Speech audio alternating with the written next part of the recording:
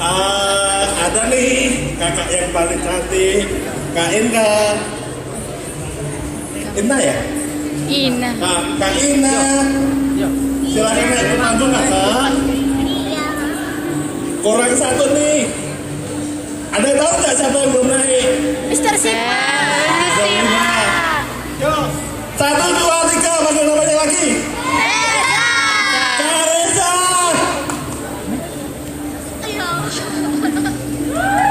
Oh. Oke nih. Semuanya. Hai. Satu. Oke nih, sore hari ini terima kasih semua kehadirannya ini dalam rangka Fit and Good dan Konferensi Pers Munras Overresim. Mungkin nih di awal nih anak-anak semua dimulai dari Kak Satria. Kak Satria, mungkin bisa dijelaskan nggak sebenarnya film Munras Overresim ini film yang bercerita tentang apa sih? Assalamualaikum warahmatullahi wabarakatuh. Assalamualaikum warahmatullahi wabarakatuh. Salam sejahtera bagi kita semua. Terima kasih buat kalian yang udah hadir di sini. Saya Satria Mulia. Ingin menjelaskan film Munras Overresim itu ialah film tentang perjuangan 4 menteri yang memperjuangkan kemerdekaan kita pada tahun 47 di Mesir. Jadi ya 4 menteri ini berjuang dengan pertumpahan darah dan pengorbanan yang besar, dan akhirnya kemerdekaan kita diakui di seluruh dunia pada tahun 47. Karena dari tahun 45 sampai 47 Indonesia merdeka hanya diakui Jepang dan Belanda, tapi belum diketahui oleh seluruh dunia. Jadi kenapa Munras Overresim ini dibuat? Tujuan produser dan timnya adalah ingin memaparkan ke rakyat Indonesia bahwa ada sebuah peristiwa penting pada tahun 47 yang kalian harus tonton di bioskop, yaitu di film Munras Overresim. Oke nih. Mana dong? Tepuk tangannya. Jangan kelam. Ya, oke nih Kak Satria, mungkin bisa diceritakan Kak Satria berperan sebagai siapa Kak di sini? Saya berperan sebagai Menteri Agama pertama Indonesia, namanya Rashidi. Jadi Syekh Rashidi ini adalah satu dari 4 orang yang berangkat ke Mesir pada tahun 47. Begitu. Oh begitu. Oke nih. Selanjutnya adalah kakak yang cantik paling pendiam di antara berdua ini, Kak Ina ya. Oke, Kak Ina, minta tolong dong diceritakan di sini kakak berperan sebagai siapa, dan selama proses syuting apakah ada kesulitan dalam memerankan tokoh karakter tersebut? Halo semuanya. Kenalin, nama aku Ina Marika. Di sini aku berperan sebagai Zahra. Sedikit cerita tentang Zahra. Zahra itu adalah mahasiswa Malaysia yang ikut sebagai pengurus PPKI. Nah, Zahra ini dekat sama Bang Hasan yang dikeranin sama Reza, tapi dekat juga sama Bang Hisham. Kesulitan dalam mengikuti film ini sih karena aku mahasiswa Malaysia, jadi aku harus berlogat Malaysia yang dimana aku harus pelajari selama 2 bulan atau tidak, dan dibantu juga sama tim coach, sama orang tim kantor juga, dan perilaku Zahra yang sangat berbanding terbalik sama aku yang bikin susah buat masuk ke dalam karakter. Terus itu. Oke nih, tepuk tangannya mana? Dan berikutnya ada yang kenal kakak ganteng satu ini enggak? Coba siapa tebak? Ya, Pangeran gue. selamat sore Kak Reza. Ya, selamat sore. Iya. Datang dari Surabaya jam berapa Kak Reza? Tadi jam 9 pagi. Jam 9 pagi. Oke. Kak Reza nih langsung aja aku cobain aja nih. Saya mau tanya. Kak Reza kan sebelumnya kan dikenal sebagai seorang musisi ya. Boy band. Untuk terjun ke dalam dunia aktor, apa sih perbedaannya? Adakah yang perbedaan yang berat gitu di awal kali Kak Reza terjun? Sama boleh nggak diceritakan Kak Reza di sini berperan sebagai siapa dan kesulitannya di mana? Apakah sama karakternya Hasan sama Reza sama atau bertolak belakang atau gimana? Iya. Terima kasih. Ya, makasih pertanyaannya.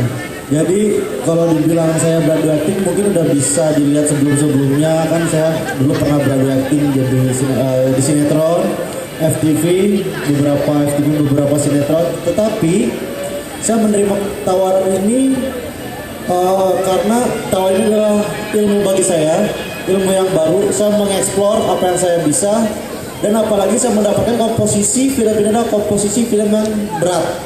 Karena ini adalah peristiwa yang pernah ada, yang pernah terjadi pada tahun 1947, pada saat juga Indonesia mendapatkan kedaulatan penuh secara internasional untuk pertama kalinya. That's why kenapa aku ambil film ini, karena film ini adalah ilmu bagi saya, sangat menantang, gak menonton, dan alhamdulillahnya saya di sini sebagai Hasan. Hasan di sini adalah aktivis mahasiswa yang belajar di Kairo, berasal dari Indonesia. Dia adalah ketua panitia pusat, terus dia memiliki sifat karakter yang tegas, berwibawa, tetapi di lain sisi juga dia suka sama salah satu aktivisnya yang berasal dari Malaysia yang bernama Zahra, seperti itu. Dan biasanya tahun 1947 ini Hasan sendiri, karakter yang pernah ada sebelumnya, dia mengungkapkan sebuah perasaannya itu by mutiara-mutiara, kata-kata mutiara. Dan dia mengungkapkan semua kata mutiaranya itu kepada Zara dituangkan ke sebuah lagu original soundtrack yang berjudul Membaca Cinta. Yang kalau nggak salah yang nyanyi Sakila Jasmine ya? Iya. Oke nih, daripada diem aja, dari media mungkin atau dari 11 ada pertanyaan apa enggak? Kan lo malu-malu malah tersenyum semua.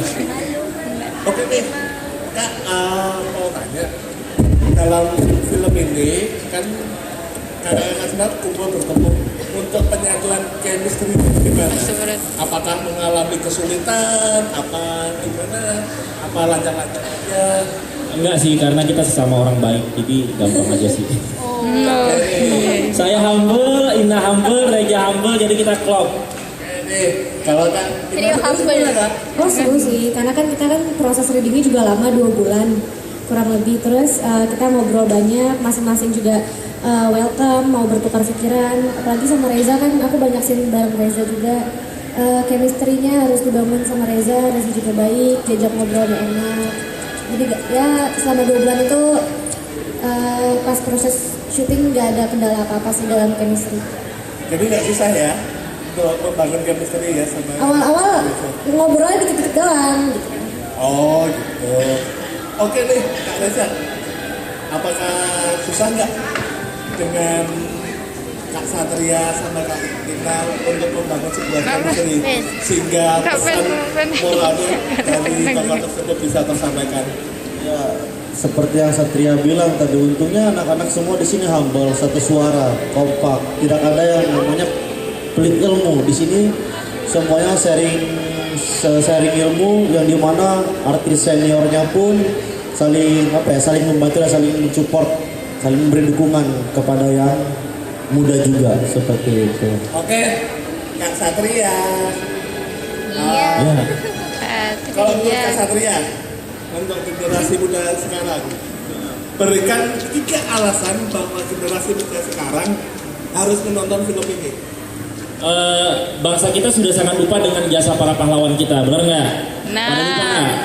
Iya. Ya, jadi kalian harus menonton film ini. Kenapa? Karena memang penting banget supaya kalian bisa cerita ke generasi muda lainnya, supaya kalian bisa cerita ke anak cucu kalian nanti bahwa ada kisah 4 menteri, kisah Agus Salim yang memperjuangkan kebahagiaan kita. Kita bisa nge-mall, kita bisa pacaran mojok di belakang rumah, pengalaman pribadi mungkin. Kita bisa jalan di atas aspal yang mulus. Kenapa?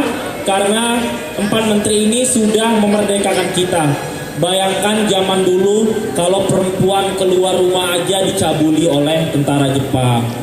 Lelaki keluar rumah aja udah ditembaki sama tentara Belanda. kalian nggak bisa ngebayangin tuh ngerinya gimana. Nah karena 4 menteri ini akhirnya kita bisa nge-mall bareng dan duduk bersama-sama di sini.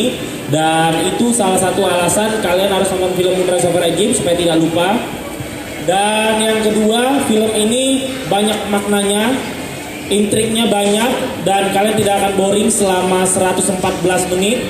Dan ketiga, film ini akan tayang di Australia pada tanggal 21 April 2018. Wow, Ya. Amerika. Amerika. Oke nih,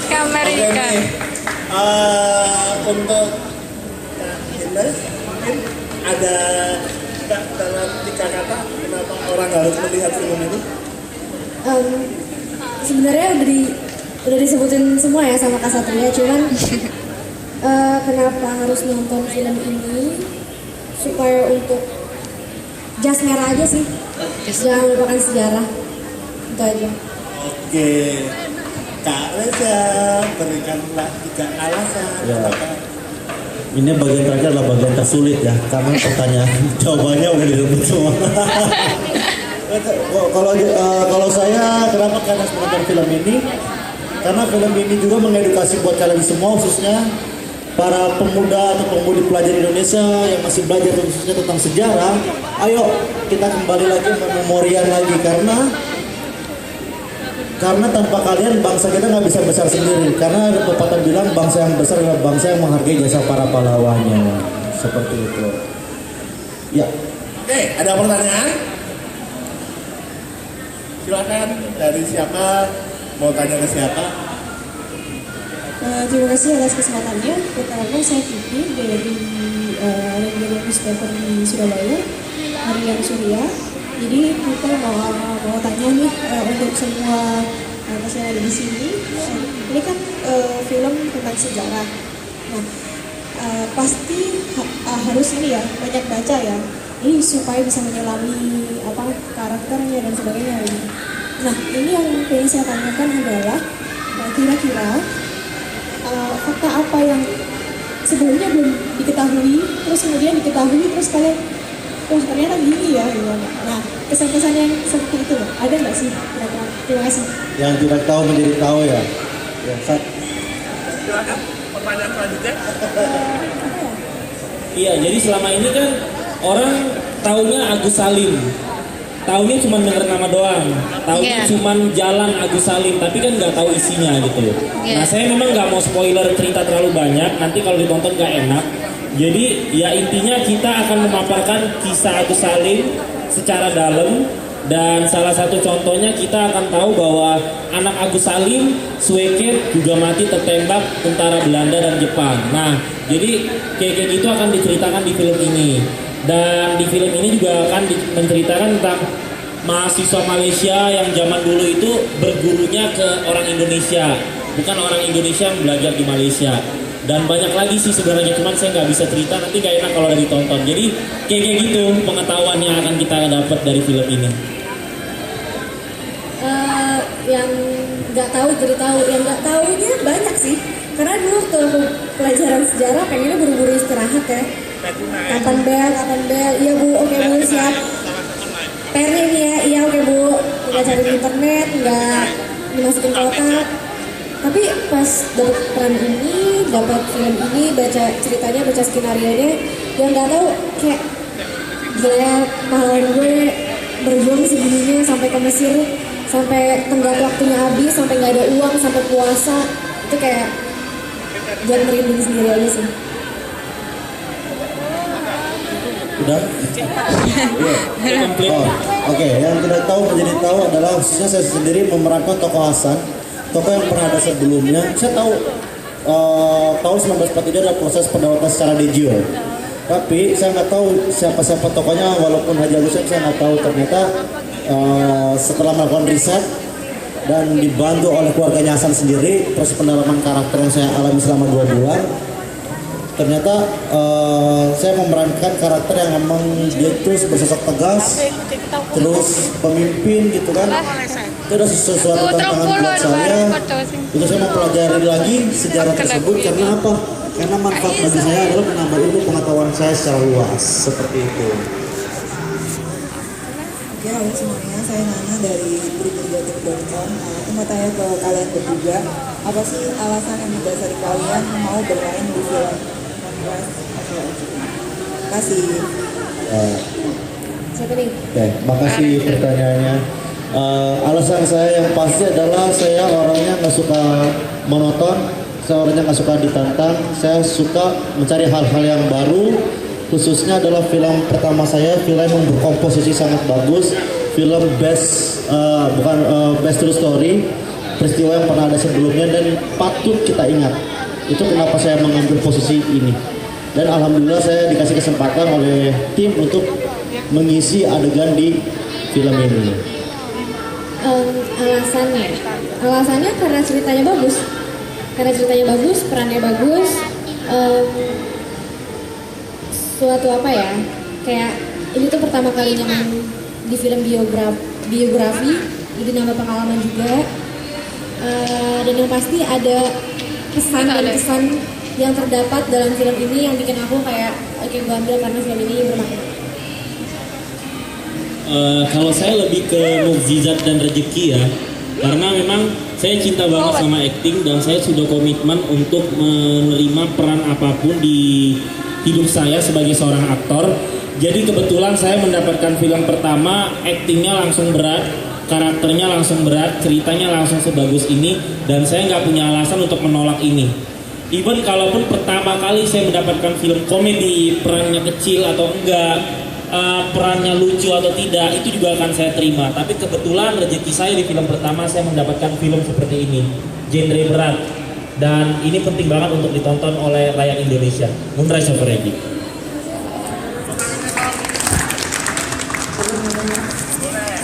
Saya sebagai ibu rumah tangga, saya hanya ingin tahu bagaimana caranya mengajak anak muda, terutama ya benar itu tentang sejarah itu biasanya agak nggak disukai gitu kan ya. Bagaimana caranya memperkenalkan film ini kepada remaja? Apa ada promo ke sekolah-sekolah atau bagaimana? Itu saja, terima kasih. Pertanyaan yang bagus sekali. Beri aplaus pertanyaannya. Ya, memang penetrasi ke anak-anak remaja untuk mengajak mereka menonton film sejarah itu sangat susah. Dan kalau ibu bilang kita udah promo kemana-mana, kita udah promo ke sekolah, udah promo ke kampus, udah penetrasi sama anak umur 17 tahun ke bawah, ke atas kita udah gitu. Cara mengajaknya adalah kita harus membuat suatu perbandingan dan komparatif. Contohnya kita bilang sama mereka, nah, negara Jepang, Korea, India, Cina, itu mereka anak zaman now, gaya mereka itu gaul. Tapi kalau kalian tanya mereka, pahlawan mereka siapa, jasa para pahlawannya siapa, mereka tahu bu. Cuma orang Indonesia yang kebanyakan nggak tahu. Jadi mereka itu buat patung sampai disembah-sembah. Contoh India, Indira Gandhi, Mahatma Gandhi. Seluruh dunia kenal Indira Gandhi dan Mahatma Gandhi sampai dibuatkan patung lilinnya di Madame Tussauds di 24 negara besar dunia. Itu kenapa? Bukan karena Indonesia nggak punya orang sepintar Mahatma Gandhi, Indira Gandhi. Bukan orang Indonesia nggak punya orang sekeren atau sepintar Mahatma Gandhi dan Indira Gandhi. Tapi kesalahannya adalah bangsa Indonesia tidak menghargai dan mempromosikan jasa para pahlawannya ke dunia. Akhirnya Agus Salim terlupakan, Soekarno terlupakan, dan yang lain-lain terlupakan. Jadi untuk penetrasi ke anak-anak remaja kita harus membanding-bandingkan seperti itu, biar mereka jiwanya oh iya ya, kalau zaman dulu aja ada 4 menteri yang memperjuangkan kemerdekaan kita, masa sih kita nggak mau, ya kan? Dan seperti zaman sekarang generasi bangsa itu sudah mulai hancur. Nah, dengan cara kita penetrasi, kamu itu kalau mau punya akhlak, kalau mau negara kamu maju, kamu harus tonton film bersejarah seperti ini. Jangan lupakan, karena ini penting banget gitu. Jadi harus ada komparatif, harus ada overacting, harus ada lebay gitu. Jadi kita harus melebay-lebaykan supaya remajanya juga, oh iya ya, gue harus ke bioskop nonton film ini, kayak gitu bu. Oke nih, tepuk tangan dong untuk Kak Satria. Oke nih, apakah ada yang mau menyambung, menambahi sebelum kita sudahi untuk kita bersama-sama naik ke atas untuk melihat film Moonrise of Egypt? Adakah? Untuk 3 penyanyi tadi ikutan naik ya, karena kita sediakan tiket untuk nonton. Oke, kalau gitu nggak ada yang bertanya tambahan nih. Oke, kalau gitu terima kasih. Sebentar. Oke, kalau gitu terima kasih atas kehadirannya. Terima kasih Mas Bayu dari Tunjungan Plaza. Makasih Mas. Ya. Oke nih, mungkin bisa merapat semua. Kita ambil dokumentasi kenang-kenangan sebelum kita naik ke atas. Oh, yang jelasan. Oh, jelasan.